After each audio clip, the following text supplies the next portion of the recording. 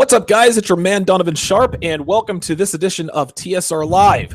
We are presented by Happy Hippo Herbals, home of the highest quality kratom on the planet. Be sure to visit happyhippoherbals.com and save 25% when you pay with Bitcoin. Okay, guys, let's get to it. My special guest today has written 2 books on game and pickup. He's a regular contributor at Return of Kings. He runs several websites, and I wasn't even aware of these websites until earlier today. But they generate a shit ton of money that obviously he uses that to fund his life as an expat out there in Eastern Europe. He can be found on Twitter at Kyle Trouble, and you guys definitely need to bookmark his flagship website, thisistrouble.com.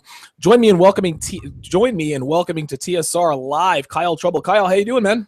I'm doing good, man. It's good to finally talk to you. I know we've both been writing at ROK for quite a few years, and I can't believe we've never really touched bases before this. Yeah, it's kind of crazy. How long have you been writing for Return of Kings? Geez, on and off. Well, on for 2013, 14, and part of 15. I took most of 2016 off and then started up at the end of last year. But yeah, I mean, it's pretty much been almost 4 years, almost since inception. So it's been a while. Yeah, how about that? Yeah, I started writing back in, my first article dropped on March of 14. So I don't know, like maybe a year and change after Roosh launched the site. So yeah, I mean, you know, ROK writers, man, we all definitely have a lot in common in the way of our sensibilities and dealing with things. So the first thing I always ask of new guests is how you found the red pill. Talk to me about how you found the red pill. Was it heartbreak? Was it sexual frustration? Was there one event that helped you find it, or was it a confluence of events? It was a couple things, and it was a little bit of frustration and a little bit of heartbreak. And there are 2 events that really stand out to me. So little backstory, I was definitely the late bloomer who never really had, I had a very good father, but in the girl aspect, he was definitely not. So I had to figure that out on my own. And so when I got to college, I was 18, still hadn't kissed a girl. And then I ended up somehow with a hot cheerleader who then never fucked me. So then like a year and a half into our relationship, it's falling apart. It's going really bad. And she goes, Kyle, maybe to rekindle our relationship, I'm going to go hook up with this guy from work. What do you think about that? Oh, shit. Yeah.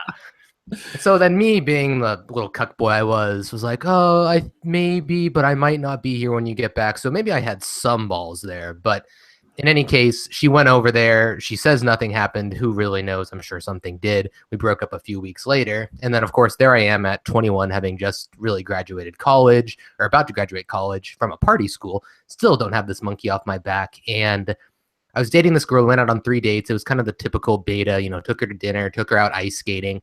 And on our 3rd date, yeah, she's back at my place. And I made her dinner. And she's on my bed, and we're making out, and I'm like, oh, man, this monkey's finally going to come off my back. And she says to me the words that changed my life, which was, we're not having sex tonight.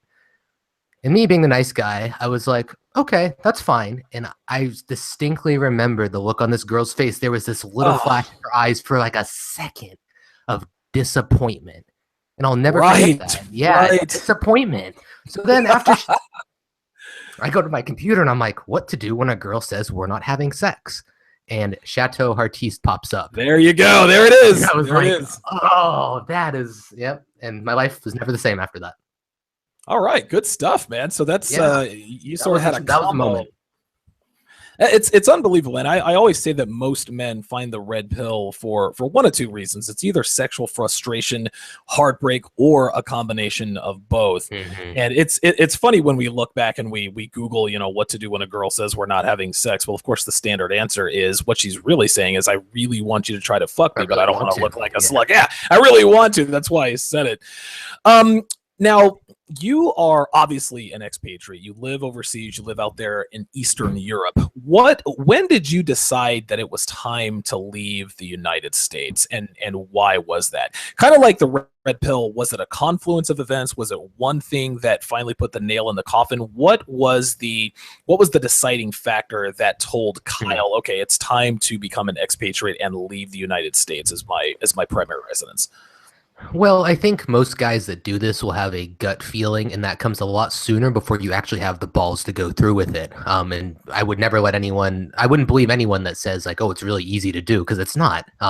You've got to like take a trip or 2. and you've got to plan it out, and then you've got to really summon the courage to ultimately leave behind everything that you've ever known and to break against the mold of everything you've ever been told, and you have to have the balls to do it. So obviously the first trip where I ever went abroad, I went to Poland in 2014, and I remember just being there, and the girls were so friendly, and they all wanted to talk to me because I was from California, and it was so different. All the girls were in heels. I remember the first night I was there, I walked into a club, and there were 3 guys and 30 girls.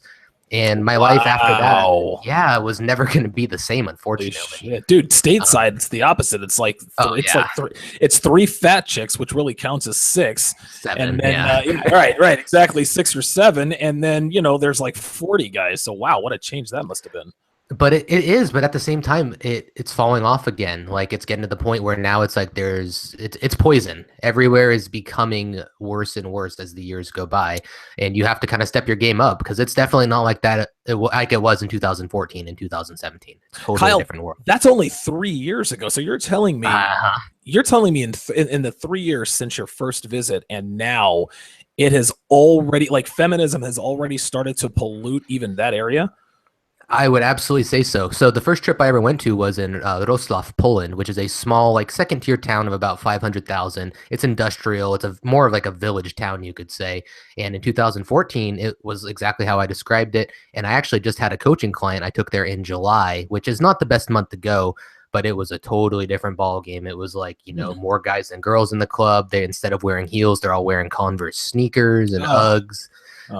So yeah, it has definitely switched, especially in the countries that are really kind of embracing the EU and the more kind of liberal way of life. They're definitely all out with that.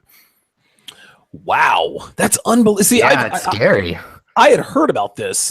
Roosh has always said that it's starting to, the Eastern Europe used to be sort of one of the hotbeds if you wanted a traditional, feminine, beautiful girl who abided by, sex roles and traditional values. But even he said that it was starting to erode. I never got the impression that it had gotten to the point where you're telling me that it is now. It definitely has started to erode. You can still keep going further east. The more east you go, the more Western way of life, the more Western amenities you also lose. That's the flip side. So if you want to deal with, what is countries that are basically still coming out of communism, then you can still find the much more traditional girls. But yeah, the more Central European places like Poland, like Hungary, like the Czech Republic are definitely starting to go more the way of, let's have gay pride parades and let's slobs. And yeah, there's no going back. I don't know.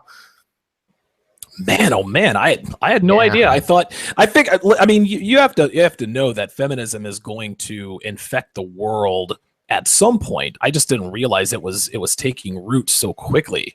Man, what a scourge that is. All right, well, talk to me. Like, obviously, you visited a lot of countries. What countries have you visited outside of the United States?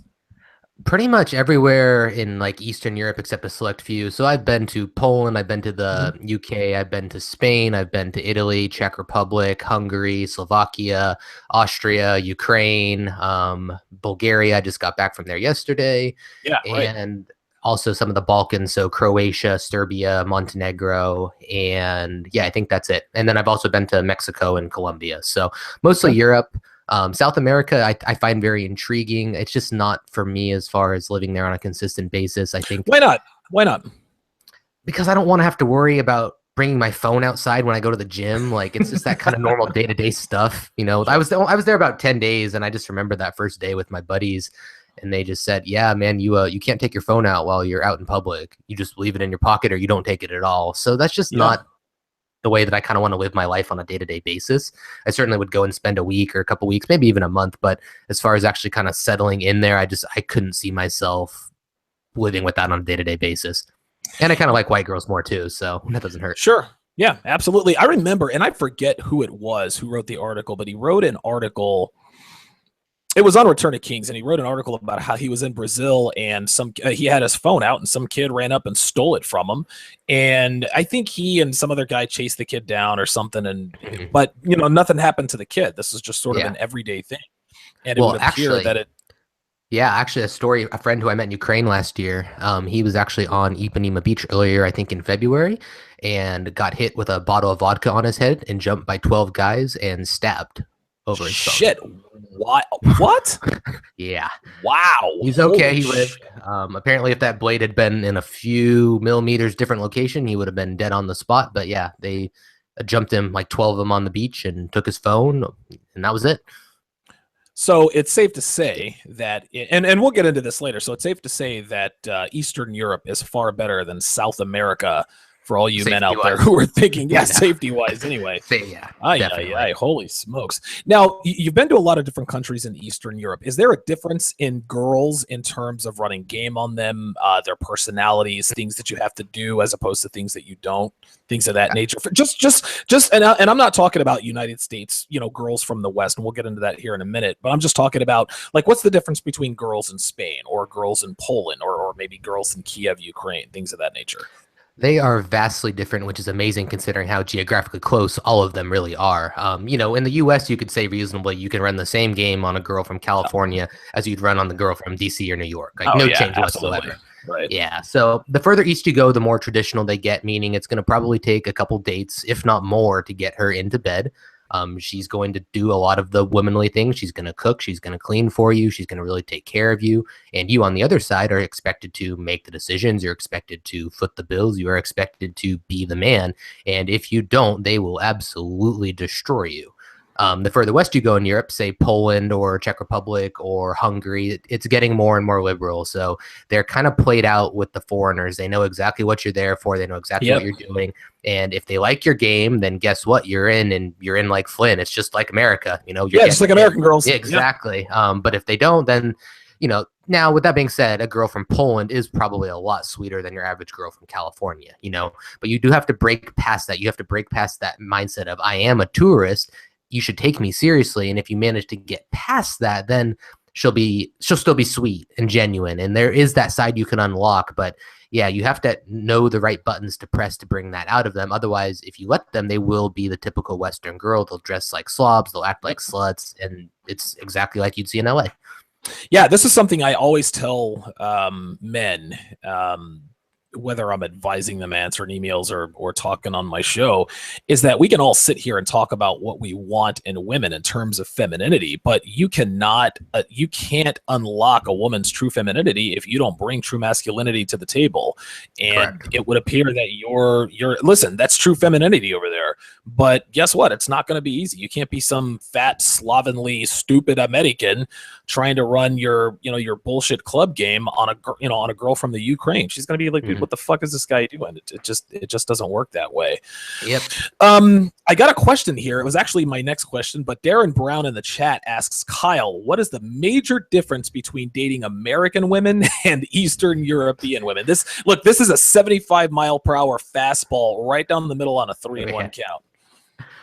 It's very different. So as far as like dating on a more casual basis, we're going to take far Eastern Europe. We'll take Ukraine as the best example. So okay. On a first date, there's a good chance that she's not going to drink with you. And you have to watch how much you drink, because a lot of guys in Ukraine are the guys that are drinking vodka on their lunch break, and she doesn't want that.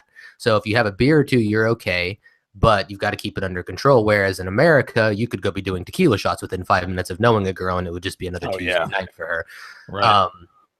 If you try to go for a kiss on a first date, like in Ukraine, you're probably going to have to try 20 to 30, maybe 50 times.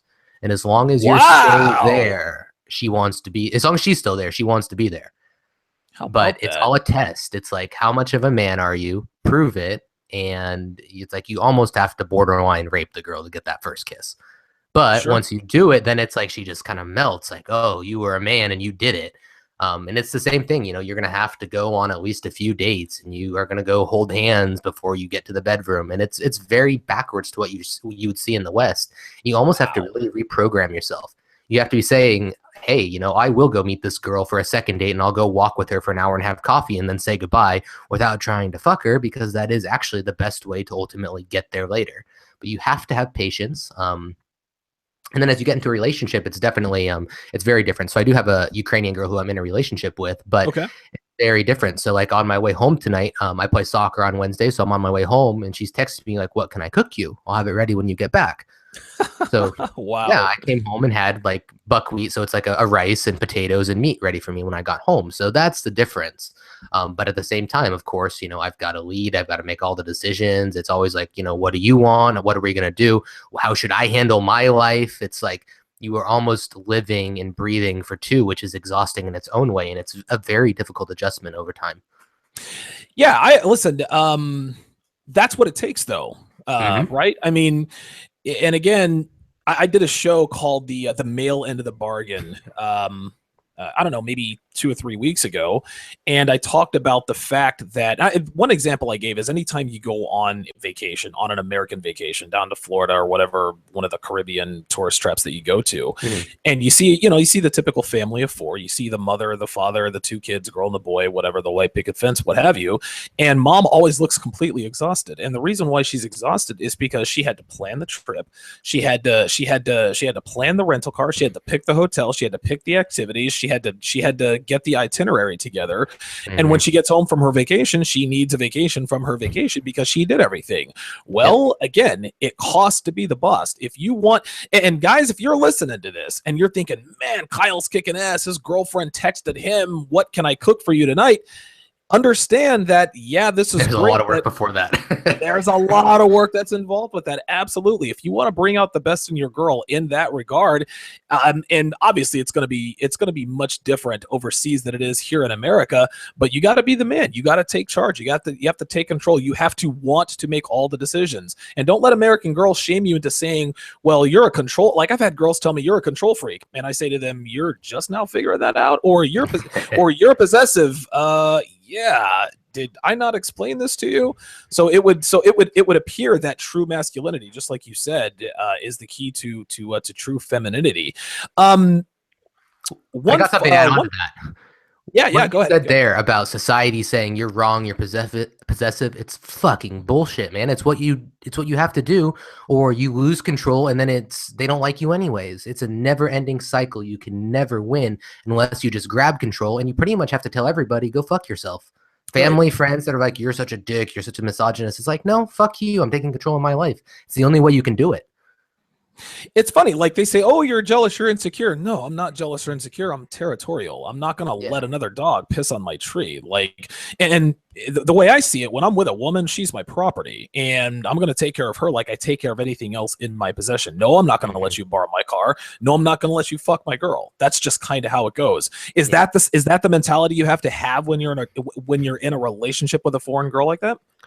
I think there's always going to be a little leverage because you typically are going to have the socioeconomic status over her. So you're going to have a little more leverage over what you can or can't get away with. Like, and that's just, some guys might say like, well, she's a gold digger or you're just using your status. It's like, you got to use everything you got. Who cares? That's right. So yeah, you're going to be able to get away with a little bit more. And typically from a Slavic background, the reputation is that the men are alcoholics and the men beat their women and the men do everything wrong. So you will typically, with a foreign girl who's been in an environment like that, which, that's a very communist Soviet environment, you have a little bit more leeway with that. But the other downside too is that you deal with a lot of the mindset of surviving instead of thriving. And that's something I've come to find very difficult, where it's like, she's got a job that pays her $700 a month, and that job is really, really important.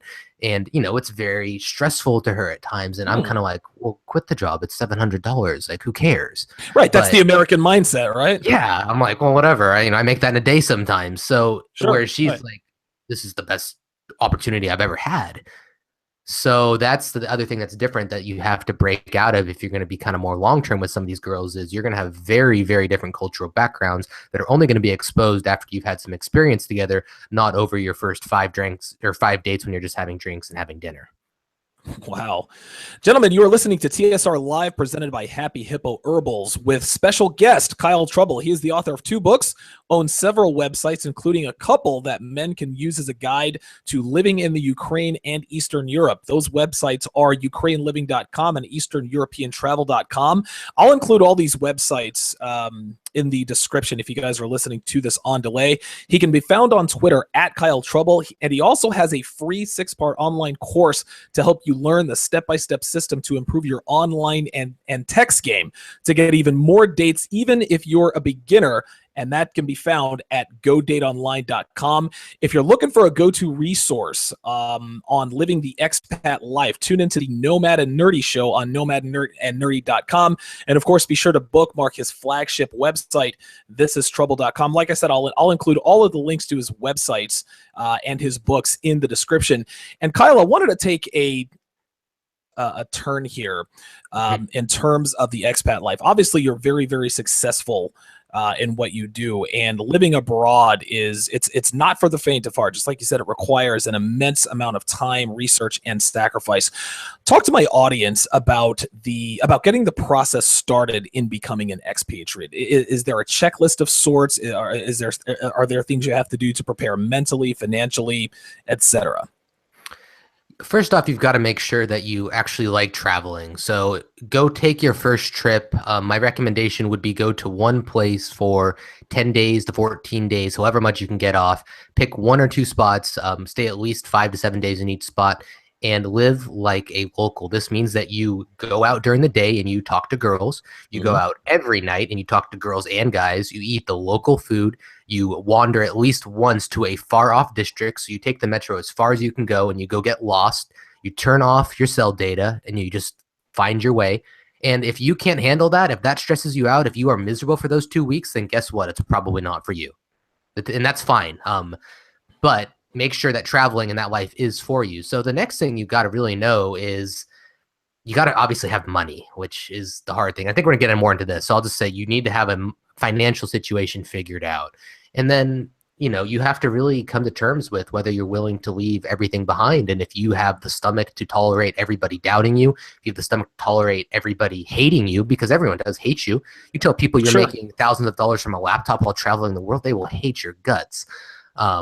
So all of that goes into it. And if you think you still can, then you still got to deal with visa issues. You still got to deal with, obviously, getting there. You got to deal with apartments. If you stay long-term in a place, you got to start dealing with bureaucracy. You got to make new friends. You got to meet girls. So there is a lot that goes into it. And that's very surface level. I think we're going to go into more detail about all of these. Yeah, absolutely. Now, you decided to plant your flag there in Eastern Europe. What went into your, just based on what you've told me, obviously you did all of this. What went into your decision to settle down where you settled down? You've been to many different places. What separated the area that you're in from other places in that area? Yeah, so I went to Colombia in November of 2015 and December, and then I quit my job in February, lived at home for a couple months with my folks, and then April 2016, I moved to Krakow, Poland. Then I went to Ukraine and kind of traveled all around for the rest of the year. And I ultimately picked a more Eastern European, like westernized country for a lot of reasons. It really does wear on you living in a place like Ukraine where nobody really speaks English, where it's going to always be 15 minutes before you get a menu. It's going to always be the entree coming before the appetizer. And I know all of that stuff sounds really superficially bullshitty, but first world problems, man. Yeah, it wears on you over time. Right. When you just see all these people who are just trying to survive and they don't really care about anything, and it just wears on you, especially if you've grown up in an environment that's fast-paced like America and especially like the West Coast. So I picked a more Central European place that had some more Western amenities, that had a good expat scene, that had good levels of English. And I actually picked one too that was a little more expensive, because I think way too many guys fall into the mindset of, I'm going to make, $1,000 a month and live in Thailand. And guess what, man? I just found this $225 apartment a month. And it's like $225, like, let's shoot a little higher than that. You've got to be looking to build a business and prosper over the long term, not looking to make expatting a temporary stop because you're unhappy with your current life, because that's going to make you miserable too. Sure. You have to do it for the right reasons, no? Yeah, absolutely. And I think, it's very easy to fall into this trap of the freelancers where you're going to make your $1,000, your $1,200, your $1,500 a month, and that's going to be just enough. But at the same time, that's hardly, from what I hear, it's hardly a step better than actually working for an employer.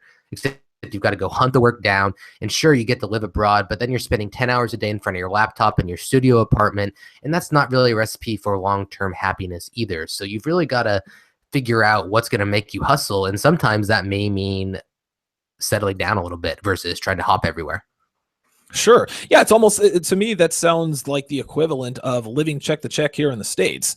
Pretty much. If you miss a check, then you're out on your ass. Well, if you don't Mhm. make your $1,200 to $1,500, then what are you going to do? And this ain't the United States. And I've never rented an apartment, from in Eastern Europe or anywhere else but the United States. But my guess is that they're not going to give you a 30-day notice for you to get your stuff out. They come and they key into your apartment and they kick you out. Is that about how it works? I haven't had to find that out, fortunately. Ah, but fortunately. Can't imagine it being much better than that. Most guys, when you're starting out, you're going to be doing Airbnb. So if you run out of money, potentially you can just put it on a credit card. I hate to say that, but you can Sure, put it on yeah. a credit card, move on with your life. But yeah, I mean, I pay my landlord now in cash deposited at the bank. So if I started missing months, yeah, they'd be knocking at the door like, "What are you doing? You either pay or you get out of here." So yeah, it's going to be like that if you end up in a more long-term situation signing a lease. But typically the first year or so, I think most guys are renting Airbnbs and just kind of Sure. moving a place month to month. But that gets expensive too because Sure. Yeah. Airbnbs are expensive, flights are expensive. It adds up. Yeah, Airbnb is it's a great resource, but it's always a la carte, and a la carte is always in the long term it's going to be more expensive than getting the combo. Something you just said there really resonated with me, and I think a lot of people who are thinking about the expat lifestyle, they and we're all grown people, but becoming an expatriate, becoming an expat, that's a fantasy. And when we think about becoming an expat, we think of working on our laptop in a cute, quaint little, coffee shop down there in Buenos Aires, and seeing the locals, and walking by the farmers market and picking an apple and saying hi to the vegetable vendor and all this other kind of stuff. And while it's great to have these thoughts, and while it can be that way, just like you said, with different kinds of girls, in order to have this life, you have to. I mean, there's a lot that goes into it. It's not all peaches and cream. What was the most shocking thing? What was the most shocking thing? What was the hardest adjustment to make when you actually decided to make the move from the United States to Eastern Europe? The hardest thing was making myself start to work every day because I went to Poland first and I went to a college town. So every night of the Oh week, God, it was just fucking like, hell, oh man. man, I'm going out to drink and hit on Polish chicks. And this Yeah, was right. every night for the first month I was there. I don't think I was ever sober. So that was the hardest thing, was realizing, and I had this moment actually. It was my parents came out to visit me on vacation last summer, and I had a very bad July with the business, and I was like, oh man, I might like have to go home at the end of this year. And thankfully, I Sure. think I finally hit that point where I was like, I put in the work, and then after that, it started to take off quite a lot. But Good. yeah, definitely that was the hardest thing, was being self-employed is not exactly a walk in the park. Like, you've really got to sit down and be disciplined. And there's a lot of days where I'm locked inside my apartment and I don't really go out. And that's, I mean, I would be the first to tell you, I don't live that, oh, here I am with my laptop on the beach. Like, Right. that's bullshit. Nobody does that. Sure. No, of course not. Of course not. Yeah, it's locked away here in my little office, which is a large broom closet, and I'm doing focused work. It's not always glamorous, and that's something that a lot of people don't really tell you, because they're pushing crap and they're making their $1,000 a month and just getting by, and that's unfortunately the dream that's being sold. But it takes a lot of work, and that was definitely the hardest adjustment, was realizing that I'm in fate. I'm in control of my own fate, and it's terrifying, but at the same time, it's also really rewarding if you can make it happen. That's right. Yeah, that's exactly right.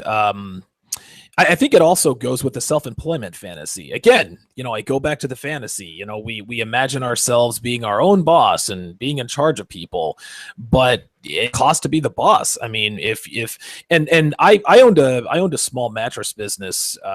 Oh God, many moons ago, and yeah, it was great to be my own boss. But I worked 7 days a week, and I went from having one boss to having about 20 bosses. What with this, the regulators and the inspection guys and the city councilmen and the bureaucracy and all that. Self-employment is great, but just like you said, it's not always cracked up to be. If you have a bad summer or if you have a bad quarter, your paychecks aren't the same. Yeah, your paychecks are not the same. That's for sure.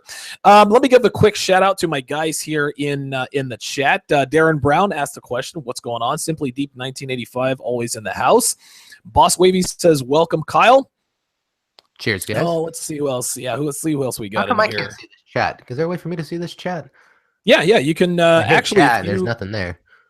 Okay. Well, if you want to, you know what I'll do is I will send you I'll email you the link to the actual YouTube video here. I'm learning some new tech stuff, man. This doesn't happen often, but I'm excited. I might get to do a live show sometime.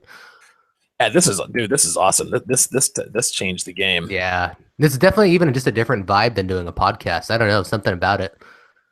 You know, I like doing. I've always liked doing live, and I didn't think I would like doing live shows. I remember, and I started this podcast back in October, and I remember I was I was just doing, you know, pre-recorded podcasts and things of that nature, and and I thought that I didn't think I'd be that good live, but then I did it live, and I felt that you got it. Yeah, you had the energy. Yeah, it was crazy. You get to interact with the audience and everything. So I'm gonna get this over. Let me go ahead and get this over to you. I'm gonna send it to your. Do you have access to your email right now? I do. Yes. All right, good stuff. So I'm gonna send you the link to this. This is bad radio, guys. My apologies. Yeah, look at this rookie over here. Get him off the air. He's fired. All right, so you've got that in your inbox now. But yeah, just make sure you turn the volume down because you'll be able to hear us and us at the same time. But yeah, Freelance Running is in the house. TSR in full effect as usual. Boss Wavy asks blah, blah, blah, I can never say that. He asks Kyle, any tips for a guy that wants to move overseas that makes about $13 an hour in the US? What blueprint plan should he make? Giving it a 2-year time frame to stack money. That's a question. Okay, so I mean, you're not saving $13 an hour, obviously. So I guess the follow-up question would be, how much are you able to save and what's realistic? So some guys do it differently. Some guys save a bunch of money and then they go with the intention of living off that money while trying to build something over the long term. And I took the route of, I'm going to save about, I think $17,000 or $18,000 saved away, if I'm not mistaken, almost 20, we'll say 20. And I also had the blog, which had a lot of traffic, but wasn't making a ton of money. But I also knew I could write it ROK, and I had some stuff going for me. So I had a business that was really only making $100 a month with about 20K stashed away. And I knew that if I made absolutely $0 for about a year and a half, that I could survive. So I knew that was my time frame, and that's actually, we're coming up on a year and a half right now, actually. So, but I knew that was my time frame, and that's what I had to do to make it happen. Some guys might say 40, but then they go in with zero momentum, and I'm not sure that's the way to do it either. I know a lot of guys who invested in Bitcoin at the right time, and then they moved abroad with their job, and now they're kind of just like waking up at 1 or 2 p.m. and they trade a little Bitcoin and they kind of do the next thing, but they're not really adding Bitcoin. They're more just selling it for cash and then spending that cash. So that's a bad move too. Yeah, exactly. They're going downhill ultimately with their bottom line. So it kind of depends, you know, if you're capable of saving up, at least I would say you should at least save 5 figures, would be a lot more comfortable. I had a friend who only came with, I think, $5,000 and he didn't make it, which I thought was a little, not enough. And the other option too is, you know, what are you going to do? Are you going to go do freelancing? Because if you do freelancing, you can get going reasonably quickly, and you can probably be making $1,000 a month within a couple of months if you put the work in. But again, that's not glamorous, sexy work. It's not being a digital nomad blogger. It's not being a game blogger. There's nothing sexy about, I woke up and edited some guy's essay or wrote some college kid's paper. Are you willing to move past I have to have a sexy nomad job? Because if you're willing to do the bitch work, you can definitely get started faster and be pretty successful, but it's not going to be glamorous. And over time, like I said, it's not going to be that much better than working for a boss. You know, the boss that keeps you until 6 o'clock or the client that keeps you up till 6 a.m. editing. I'm not sure if one or the other is really that much better over the long term. So I guess my final advice would be save up some money and leverage your skills from that job into whatever you can, and do what you can. I think the important thing that you mentioned was momentum. Yes, obviously you have to have some seed money. You have to save it. And listen, I agree with you. Got to save you got to save 5 figures. You got to save $10,000. And with $10,000, I don't know, you could probably live reasonably comfortably for 6 months. But if you don't go into this thing with momentum, then months 4 and 5, things start to get a little bit anxious. And when you press, you start to make bad decisions. And then one thing leads to another, and then you're out of the game. So I think that going in with momentum is probably one of the most important things out there. Now, obviously, if you decide to leave your home country, and we're talking about that now, you need a way to make money. And you have obviously become very proficient at making money online. What can you tell my audience about where to start, what's involved, and how to sustain enough income to fund an expat lifestyle online? So yeah, there's the way obviously you can go of freelancing, which can turn into a service-based business. So don't necessarily call it freelancing. I know that sounds, it's very unsexy, but if you become a copywriter who's charging hundreds of dollars or thousands of dollars for a sales letter, all of a sudden that seems quite a bit sexier than I'm a freelance writer. So keep Right. that in mind. Don't write those kind of things off just because of the way that they sound at first. My next advice would be don't start a blog. It's a terrible way to get your foot off the ground and a terrible way to make money unless you're really going to put in the work. And if you're really going to put in the work, it's a long-term effort, and you need to then have that money saved away, and you need to, again, get that momentum and be willing to work really, really hard and have a lot of faith in yourself. So I wouldn't do a blog. The easiest way I have found to get started is by building content-based niche sites that provide the answers that people are looking for that allow you to make affiliate sales. So those of you, what's that? Yeah, like how to. Right? Exactly. Okay. So, if you don't know what affiliate marketing is, it's very simple. It's like if you go to ukraineliving.com, it's my site on Ukraine, and there's a big long article about how to date girls in Ukraine. And if you click one of those links to say Ukraine date and you buy something, then I get anywhere from $25 to $125 off of that sale. And so that passive income can really add up, but you have to know how to sell to people. You have to know what they're looking for, and you have to provide them the answer.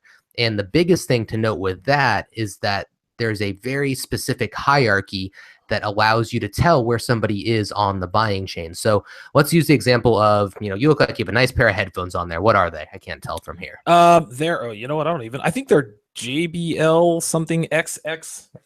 Hang on a second. I can't see it. JBLs. All right. No, I think they're JVC. JVC. Okay.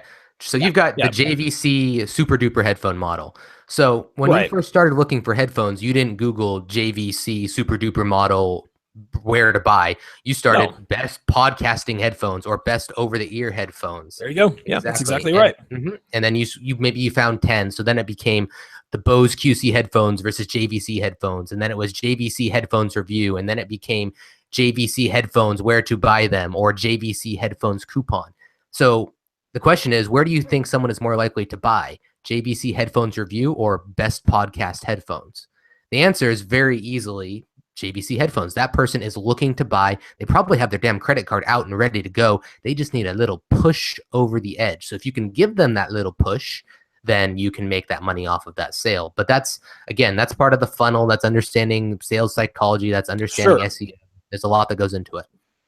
Yeah, there are a lot of different layers to that. And, I'm not an idiot by any stretch of the imagination, but that sounded pretty complex to me. Even though you made it sound very simple in the way you explained it, but acquiring that knowledge had to take a while, right? Absolutely did. Yeah, it took years of writing on This Is Trouble for SEO and learning what worked and what didn't. And then once I figured that out, it became very easy to target low-hanging fruit. I knew what guys were looking for. I'd look at the competition and I'd say, okay, there is no market for really good information on Ukraine, so I'm going to go create that product or create that resource for people. And that site I made not even a year ago, and it makes at least $1,000 a month. I have a couple others I started at the beginning of this year that have made like 1.5K. So that plus the main site, This Is Trouble, has resulted in me doing pretty well overall. But yeah, I think that's the way I found, but I also like writing. So there may be guys that don't want to write, or you don't want to produce something. And that's totally understandable, because it is a big, intimidating step to start putting content that you've produced out on the internet for anybody to judge and critique. So if that's not for you, there's other things you can do. Like I said, freelancing, or, maybe don't discount trying to build some sort of local brick and mortar business that still gives you some flexibility. So, I know friends who are lawyers, or they're into real estate, who do most of their work from their laptop overseas. And so that's a possibility too, but you do have to be obviously skilled in those areas, and you have to find the right niche, which takes time, and it takes making mistakes too. It absolutely is going to take mistakes to make money online. Yeah, one of the best things about I mean, listen, what makes the internet great is the same thing that makes the internet the devil. But one of the best things about the internet is that everything is mobile, no matter what. I mean, short of construction. I mean, if you do anything with a computer, you could quite literally live anywhere you want, and because of the advent of the internet, you can go online, you can learn different skills, and you can make money online. But just like you said, it does take years of practice, and it is far from easy. Where can men go if they want a list of ideas in terms of how to make money online, or if they decide to go overseas? So I've got a free course. It's called Pro Niche Site. It's at pronichesite.com. And those are 6 free videos that kind of go through the beginning processes of what I just talked about. There is a paid product at the end. It does include one-on-one coaching. You're certainly under no obligation to buy it, but do get the free videos and check them out.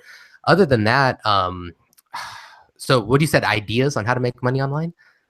Yeah, I was just, like Ideas. where can they go? Yeah, ideas to make money online. I wanted to make sure that Yeah. I think what the audience should do first is definitely go to your website just to kind of get an idea in terms of as far as what this takes, and then where they go from there is up to them. But I want them to know and understand that this is a process, and Oh yeah. it seems to me like you're living proof that the process works, but the process has to be followed a certain way. And I think the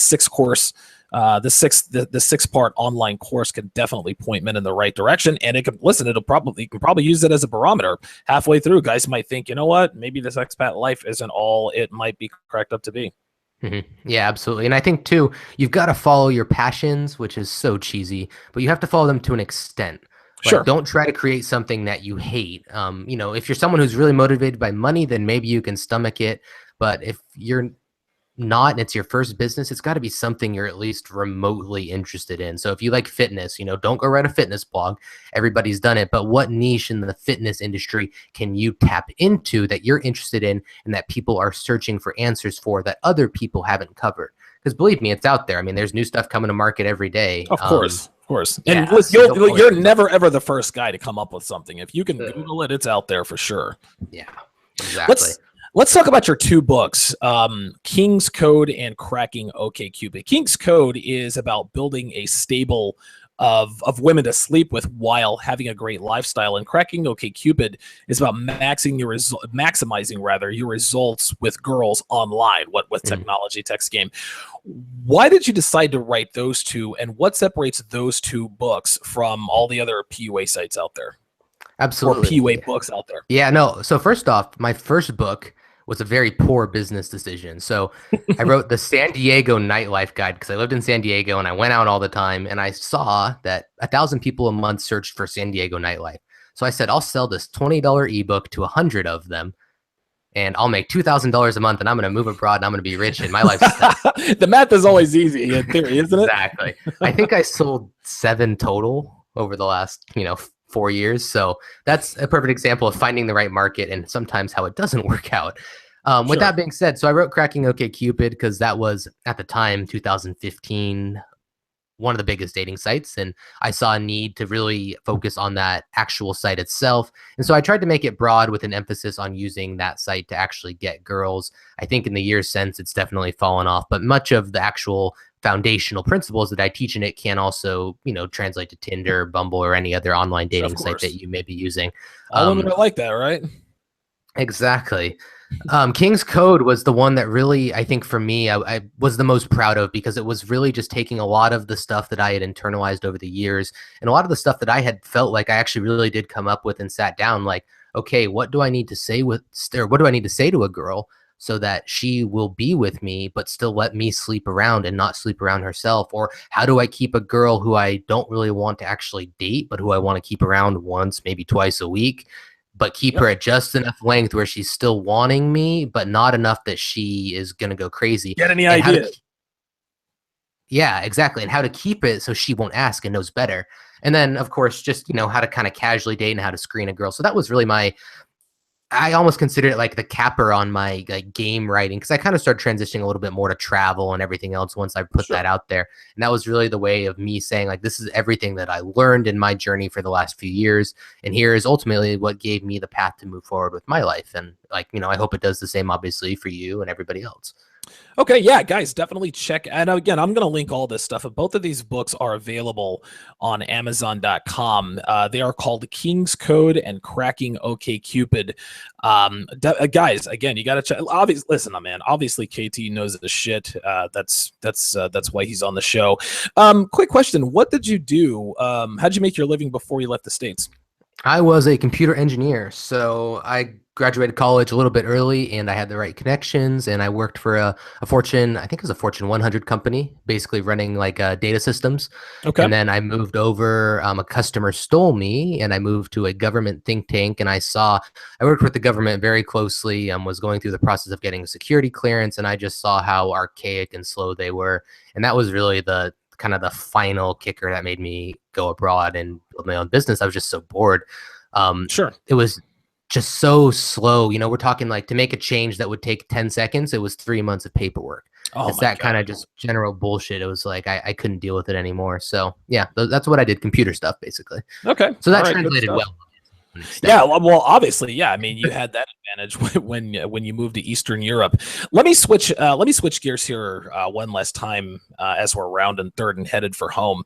The cost of living where you live. Can you give my audience sort of an idea in terms of the cost of living in and around Eastern Europe? Mhm. How much is rent? I mean, I don't know, a carton of milk. If I mean, what are your average monthly expenses living where you live I without would, giving away your yeah. yeah I without live giving in away one your of the location? more expensive Eastern European places, and I would say on average I spend roughly $1,700 to $1,800 a month, all said and done. But I live like pretty well. I go out to eat, and I'm not exactly frugal, so there's that. My apartment is in the city center. It's very close to all the metros and tram stops, and it's on the top floor. Good. It's about $800 a month with all utilities out the door, maybe a little bit more. But yeah, but we'll say $800 to $900. But for the guys that are just starting, you're gonna pay, let's say we're gonna use Eastern Europe, but you're gonna pay at least $500 to $800 for a studio or one bedroom apartment that'll be reasonably close to the city center, but you're not gonna be living like on a high rise. So that's in the center, Right. but it's average. You may be on the ground floor, you may have shitty internet, but you're gonna pay $500 to $800. Like a pound of ground beef is gonna run you roughly a buck, maybe a buck and a half in most places. So that's very cheap. If you eat out, typically it's going to be $5 to $8 for a meal.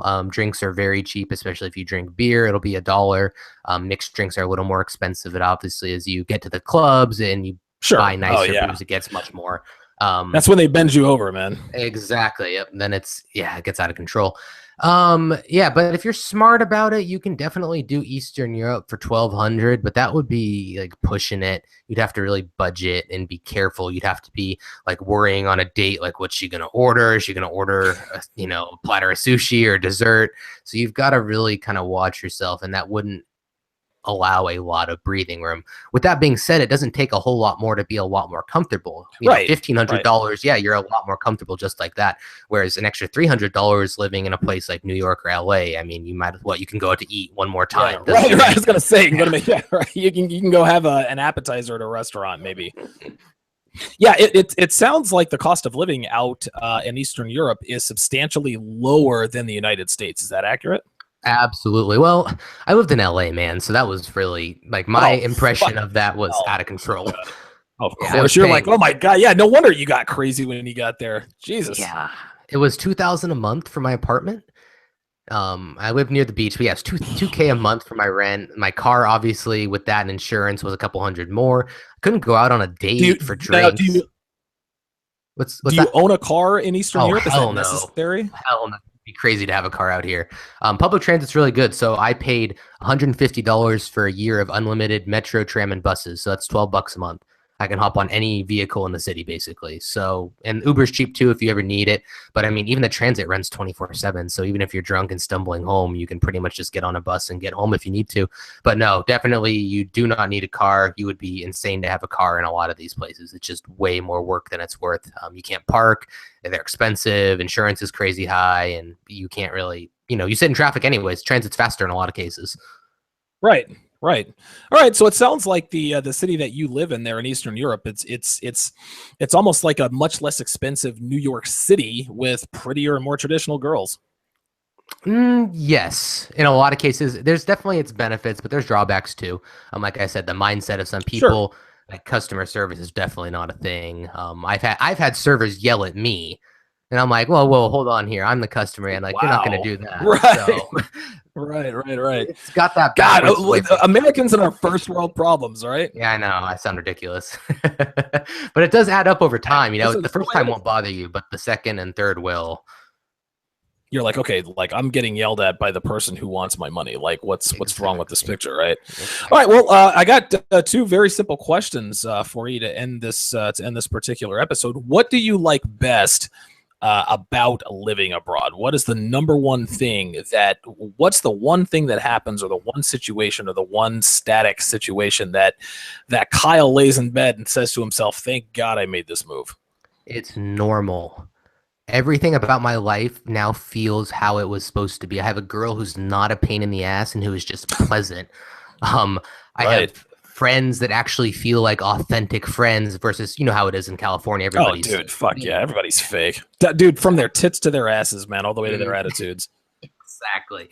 And everything just feels kind of how it was supposed to be. So for those of you guys, and I know you're out there listening who are struggling, like I've done everything right with my life. I have the good job, I have the good car, I have the good apartment, I know how to get girls, and you're still like kind of sitting in the mirror like, yeah, something doesn't feel right in my gut, like what is wrong?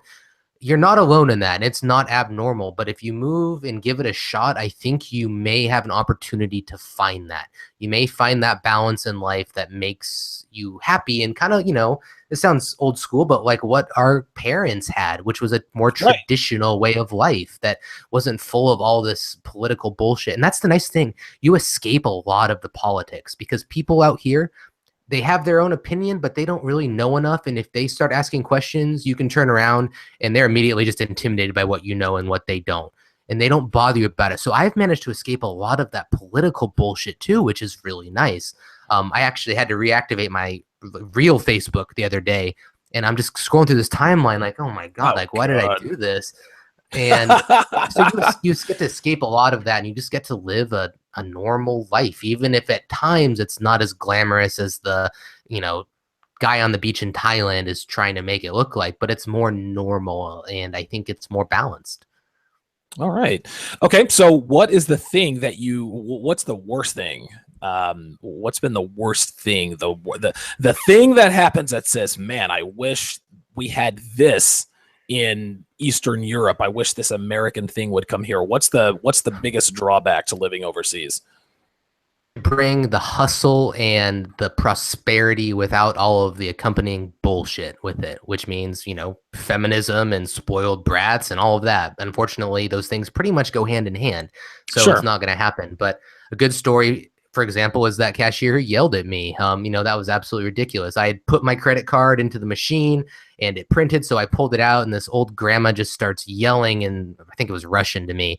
Like, why you take the card out? You such an idiot. And You then she stupid brings, American. yeah, stupid Yeah. American. Right. And then she brings the other guy over and he starts yelling Oh at me. God. And it's just stuff like that. And like getting a package delivered, there's like 4 doors between my apartment door and the front door. So when DHL wants to deliver a package, they've got to call me and I've got to go downstairs. And if I'm Oh not there or wow. I don't pick up within like 5 seconds, guess what? They ship it all the way back to the farther city out, an hour out, and I have to go Wow. get it. So it's that kind of bullshit, and just the service mentality will wear on you. And that's kind of one of the reasons why you almost want to find more of a Western-ish place where you can get Right. some service. Because like I said, the further east you go, the worse it's going to be. Wow. Now that I didn't know. Yeah, That's this is the side unbelievable. that people don't talk about. Well, yeah, right. Just like you said, the guy on the beach in Thailand or in Eastern Europe, yeah, he's surrounded by girls. But little did we know the bartender just yelled at him for pulling his card out of the machine too quickly. Exactly. Well, and that's the thing too. When you're just getting there, or let's say you're on a 2-week trip, and all you're doing is like hitting on girls, and then going to the bar and drinking and having dinner and dealing with cute waitresses. Sure. Like you wouldn't notice that it's a little bit slower, but over time, when you're living there and dealing with the bureaucracy, and you're not just dealing with going and trying to fuck girls and deal with hot waitresses, then it's like, oh, this is not quite as glamorous as I thought it was when I first started. Right. Obviously, Yeah, in your mind, you definitely made the right decision, though. absolutely. Yeah, no, I Okay, have absolutely zero regrets. good. Any closing thoughts with regards to Girls Game, living the expat life that you feel like my listeners could benefit from? Don't listen to everything you see on the internet, because a lot of guys and girls like to embellish everything, because everybody these days can be whoever they want to be, because that is, like you said, it's the beauty of the internet. It's also the downside. So when the guy is saying, here I am living this life in Thailand with my laptop on the beach, and he's making, say he's making $1 million a year, if he can't prove that, you may not want to listen to him. Do your due diligence and actually look at people, listen to their voice, listen to them on a video or watch them on video, and use your gut. If something feels off, if they don't give you applicable information you can apply, then tread very carefully by following their advice, because it may lead you down the wrong path and they may just be completely full of shit yourself. So having kind of lived this life now, I can tell you it is not all roses and butterflies and hot Slavic chicks. There are a lot of downsides. It Sure. makes it worth it, but you do need to measure carefully and don't take everything at face value. There's a cost to everything, right? Absolutely, yeah. And not many people like to talk about that, and because it's not sexy, it's not glamorous, Well, of so course not. It doesn't sell. it doesn't it doesn't build up the Instagram persona or whatever persona they're trying to put on. It doesn't improve that brand. So, but the downside is, I found by trying to talk about the downsides, I think it does relate to people and it does help. But a lot of people seem to be stuck in that mindset of, I am perfect, I am living the dream life, and there's nothing that I can ever post that says otherwise, because that would ruin my image, so to speak. Kyle, thanks a lot for coming on, man. Absolutely. This has been a pleasure, man. I know my viewers definitely got something out of this. We got to do this again sometime, man. It was good to finally get you on the show for I sure. know. Yeah, I'm glad. Thank you so much for having me on. I'm glad we did this, and yeah, I would definitely love to be back for another episode. And man, I might just do a live show too at some point, because it's definitely I'm telling you. a different, cool vibe. I like it. It is, man. I like it a lot. I wouldn't go back. YouTube actually suspended my my other account because I violated some sort of guideline or whatever. You hurt someone's So feelings. yeah, right. Did you Basically, apologize? no, dude, come You on, man. triggered someone. How Yeah, dare you? yeah, well, that's that's the Donovan Sharp way. And trust me, if I had apologized, it probably would have suspended me for 6 months. You know how that is. I know a shit test when I see one. So, well, Kyle, thank you very much for joining us today. I'll definitely be in touch with you soon to do another live show. That's gonna do it for this episode of TSR Live, guys. Again, you can follow me on Twitter at Donovan_Sharp. I am going to include all of the links for Kyle's websites, and if you want to get a hold of him, you can hit him on Twitter at Kyle Trouble, or you can contact him through his website, thisistrouble.com. Kyle, I appreciate it, man. Take it easy. All right, you too. Thanks, Donovan. Cheers.